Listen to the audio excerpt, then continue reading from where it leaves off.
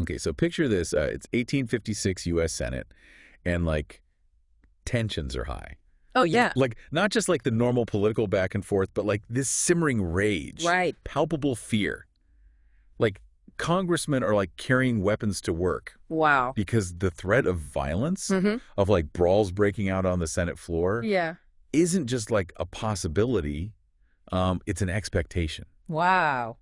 And, you've asked for like a deep dive into what led to this powder keg situation, Right. specifically like the caning of Charles Sumner. Yeah. And we've got this fascinating podcast episode to unpack that for you. Yeah, it's amazing to think that like such a volatile situation Yeah. stemmed from a debate that we still grapple with today. Yeah. The legacy of slavery in America. Right. But, as you'll see, this wasn't just like an abstract political argument. This Yeah. was a conflict playing out on the ground in the territories Right. and in the very halls of government. Okay, so the episode takes us back to the early 1850s, Sure. a time when like the existing political landscape was starting to like crumble. Mm-hmm. And the Whig Party, once a dominant force, was Right. already fracturing. Yeah, the Whigs were grappling with internal divisions over slavery. Right. And this surge of like anti-immigrant sentiment Mhm. driven by this massive influx of Europeans Okay. further destabilized the party. Mm-hmm. And this opened the door for new parties like the Free Soil Party Right. and the Know Nothings, who appealed to those feeling disenfranchised Mm-hmm. by the existing political structure. Okay, so with the Whigs in turmoil, the 1852 election Mhm. saw Democrat Franklin Pierce Right. rise to the presidency. Mm-hmm. I understand he was a fairly significant figure at the time. Yes, Pierce was a strong personality, but it's important to also remember Yeah. the rising influence of Senator Stephen Douglas. Oh, yeah. You might recognize him from the famous Lincoln-Douglas debates. Exactly. Even then, he was deeply involved in this issue of westward expansion, Okay. which would become a key battleground in the fight over slavery. Right. And Douglas was a champion of what they called popular sovereignty, right? Absolutely. This idea that settlers in new territories should get to vote Mm-hmm. on whether to allow slavery or not. Right. Seems like a clever way to sidestep the issue. Mm-hmm. But did it really work? Not quite. Okay. While it appeared to offer a democratic solution, All right. popular sovereignty ended up adding fuel to the fire. Okay. The Kansas-Nebraska Act of 1854, Mhm. championed by Douglas, aimed to organize these territories Right. while supposedly letting the people decide. Okay. However, pro-slavery forces weren't content to simply let democracy run its course. The episode specifically mentioned Senator David Atchison, Yeah, a staunch advocate for slavery who pushed hard for the Missouri Compromise to be completely overturned. right. He saw popular sovereignty as a way to ensure the spread of slavery and not limit it. Absolutely. And to make matters even more complicated, Yeah. President Pierce needed support in the Senate Okay. for his Gadsden Purchase. This was a land deal with Mexico Okay. aimed at acquiring territory for a southern transcontinental railroad. Yeah. To get that support, he sided with pro-slavery revisions to the Kansas-Nebraska Act. So he essentially traded away the Missouri Compromise. Yeah. This long-standing agreement Mhm. intended to maintain some balance between free and slave states Right. for a railroad deal. It seems like that would have seriously backfired on him. It did. Okay. This move fueled the perception that the South was aggressively pushing its pro-slavery agenda, Mm-hmm. further inflaming tensions across the nation. Right. And perhaps most significantly, this political maneuvering was the death knell Yeah. for the already weakened Whig Party. Which is where we see the emergence of the Republican Party, Right. uniting a coalition of anti-slavery Whigs, Free Soilers, and even some Northern Democrats Mm-hmm. who were appalled by the Kansas-Nebraska Act. What's important to understand here is that this wasn't just a political realignment. Okay. It was a reflection of the widening chasm in American society. The issue of slavery was no longer something that could be easily compromised. Yeah. It had become a fundamental question of right and wrong, Mm-hmm. of freedom and oppression. And with the passage of the Kansas-Nebraska Act, Yeah. the fight shifted to the territories themselves. The episode describes how Senator William Seward, Okay. recognizing the power of this new popular sovereignty system, Mm. essentially challenged the South to a competition. Right. He said something like, "We will engage in competition for the virgin soil." Wow. He wanted to flood Kansas with anti-slavery settlers to sway the vote. Right. But did he underestimate his opponents? He may have. Okay. The pro-slavery faction, led by figures like Atchison, Right. were prepared to win by any means necessary. Okay. They weren't interested in fair competition Right. or democratic principles. Right. They resorted to intimidation, violence, and blatant voter fraud. These are the infamous border ruffians we hear about, right? Missourians flooding across the border into Kansas to illegally influence elections Yeah. and terrorize anti-slavery settlers. They attacked homes and businesses, intimidated voters, and generally created a climate of fear. Okay.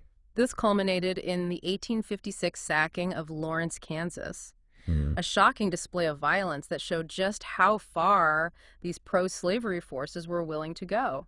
Right, and this violence in Kansas had a ripple effect, didn't it? It did. It sparked outrage across the nation Yeah, and brought the conflict directly into the halls of Congress. it did. This is where we encounter Charles Sumner, Mm. the senator from Massachusetts, Right? and a fiery abolitionist. Okay. He was deeply affected by the events in Kansas, Yeah. and he decided to deliver a speech that would shake the nation. Mhm. This was his famous Crimes Against Kansas speech. From what I understand, Sumner didn't hold back. Yeah. He went after the pro-slavery forces with everything he had, didn't he? He absolutely did. Right. And he didn't just address the issue abstractly. He called out specific individuals, Mhm. including Senator Stephen Douglas, Andrew Butler, and Robert M.T. Mason, Wow. for their roles in the violence. Okay.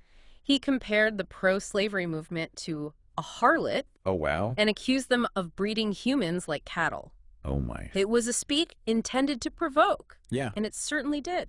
It's almost hard to imagine today a politician using such inflammatory language on the Senate floor, am. but it speaks to the intensity of the emotions at the time. It does. Sumner's speech wasn't just a policy critique. Right. It was a moral indictment. Hmm. He was challenging the very soul of the nation, Yeah. forcing Americans to confront the brutality and injustice at the heart of slavery. Right. And for some, this was a step too far. Which brings us to the event that really made this conflict personal. Yeah. The caning of Charles Sumner. Mm-hmm. Just 2 days after his fiery speech, he was brutally attacked right there on the Senate floor. It's a shocking image. Yeah. A U.S. senator seated at his desk, suddenly and viciously attacked by a fellow congressman. Right. This wasn't a political debate. This was a physical assault. Mm-hmm. And it horrified the nation. The attacker was Representative Preston Brooks, Right. a relative of Senator Andrew Butler, Yeah. one of the men Sumner had targeted in his speech. And Brooks didn't hold back. Okay. He beat Sumner repeatedly with a heavy cane, Wow. continuing even after his cane broke. Wow. Sumner was left bruised, bleeding, and unconscious on the Senate floor. It's amazing he even survived such a brutal attack. Yeah, It seems almost unimaginable today. I know. A sitting congressman nearly beaten to death Right. by another congressman right there in the Senate. It was a turning point, Mm-hmm. a stark illustration of how deeply the nation was divided. Yeah. It showed that this wasn't just about politics or policy anymore. Right. It was a fight for the very soul of America, Mm-hmm. and both sides were prepared to shed blood. And the violence wouldn't end there. No. This is where the story takes an even darker turn. The caning of Sumner, the ongoing violence in Kansas, Right.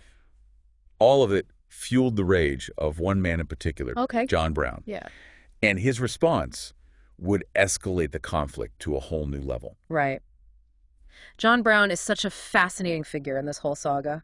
On one hand, he was this deeply principled man, raised in a staunchly abolitionist family. Yeah. The podcast describes how his hatred for slavery intensified Oh. after witnessing the brutal mistreatment of a young enslaved boy. Right.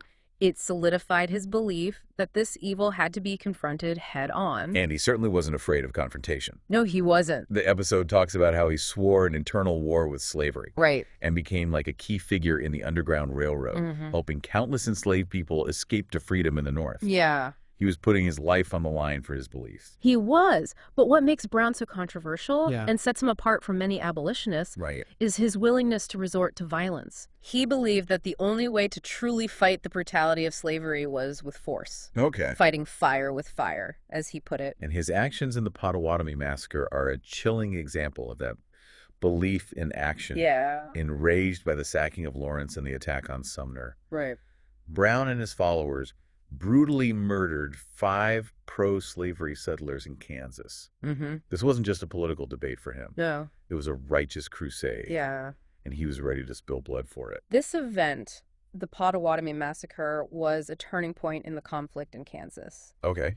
It took the violence to a whole new level, Right. showing that both sides were now willing to kill for their cause. Wow. It also ignited a debate that still resonates today. Yeah. When, if ever, is violence justified in the pursuit of justice? Right. The podcast doesn't shy away from the brutality of the killings, No, it doesn't. highlighting the viciousness of the attacks. Right. It's a stark reminder that these weren't abstract political arguments, Yeah. but real people driven to extremes by their convictions.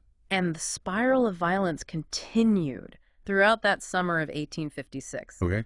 Dozens more lives were lost in Kansas, Wow. with retaliatory attacks and escalating bloodshed. Right. It was chaos. Even President Pierce, Yeah. who had largely sided with the pro-slavery faction, Right. was forced to intervene. So he sent a new governor, John Geary, to Kansas, Right? backed by federal troops to try to restore order. Right. Did that work?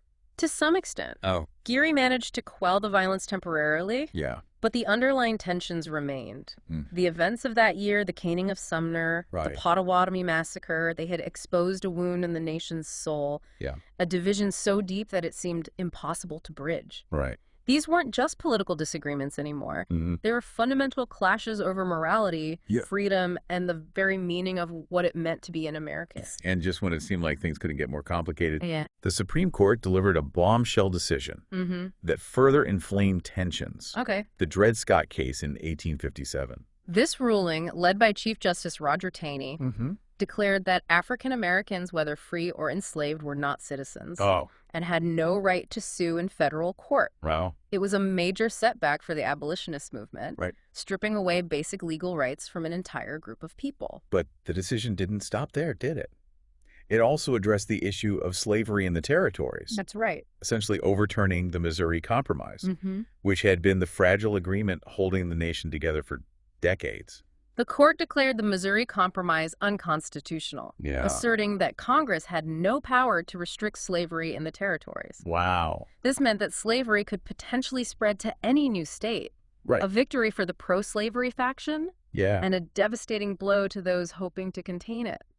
So instead of settling the slavery question, the Dred Scott decision threw gasoline on the fire. I can see why this is considered a crucial turning point on the road to the Civil War. Absolutely. Okay. It galvanized abolitionists, outraged many in the North, Mm. and emboldened pro-slavery forces in the South. Right. It created a sense that compromise was no longer possible, Okay. that the only solution would be a fight to the finish. Right. And this was particularly evident in the ongoing turmoil in Kansas. You mentioned earlier that pro-slavery forces weren't afraid to play dirty. Did this continue even after Geary brought in troops to restore order? It did. The pro-slavery legislature in Kansas, Mm. still trying to manipulate the system in their favor, Yeah. came up with a scheme that highlighted just how far they were willing to go. Okay. They drafted 2 state constitutions, Okay. one that explicitly allowed slavery, Right. and another with a deceptive clause that still protected slave owners' rights. It was a blatant attempt to rig the system Yeah. and deny anti-slavery settlers a fair voice. So even with federal intervention, the conflict in Kansas continued to simmer. The Dred Scott decision had shattered any hope of compromise at the national level. Yeah. And now even at the local level, it was clear that both sides were digging in their heels, Mm-hmm. preparing for a fight that seemed increasingly unavoidable. So here we are, with a nation on the brink. It seems like everything we've discussed, from the caning of Sumner to the violence in Bleeding Kansas and the Dred Scott decision, all point to the same conclusion. This was a collision course with destiny. Mm. Did these events make the Civil War inevitable? It's a question historians still debate. But what's clear is that these events weren't isolated incidents. They were all interconnected, revealing the deep fault lines running through American society. For decades, politicians tried to maintain this fragile balance between North and South free and slave states.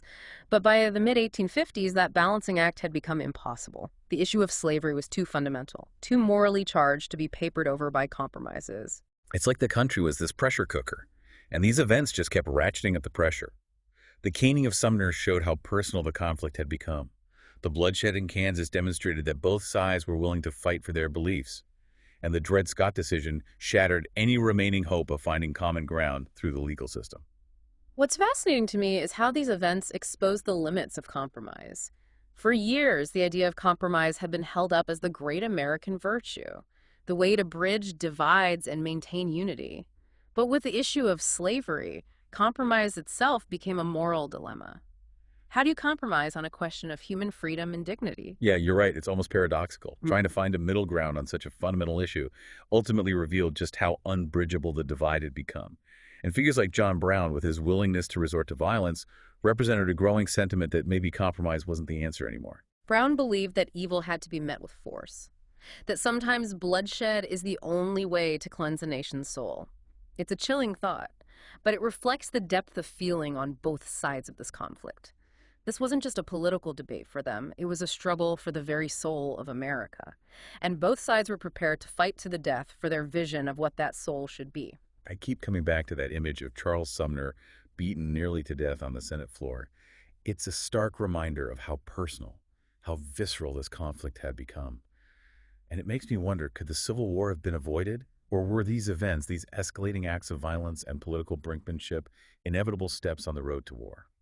That's a question for you to ponder. As you continue to explore this fascinating, tragic period in American history, we've only scratched the surface here, but hopefully this deep dive has given you a better understanding of the complex forces that led to one of the defining moments in our nation's history. It certainly has for me.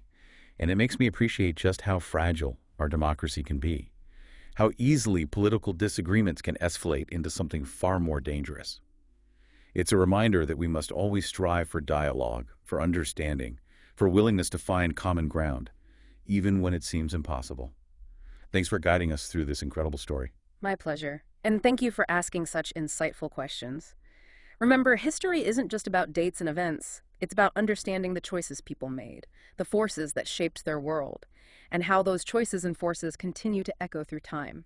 If you're interested in exploring this topic further, there are countless resources available. And of course, be sure to subscribe to our channel for more deep dives into the fascinating stories that shape our world.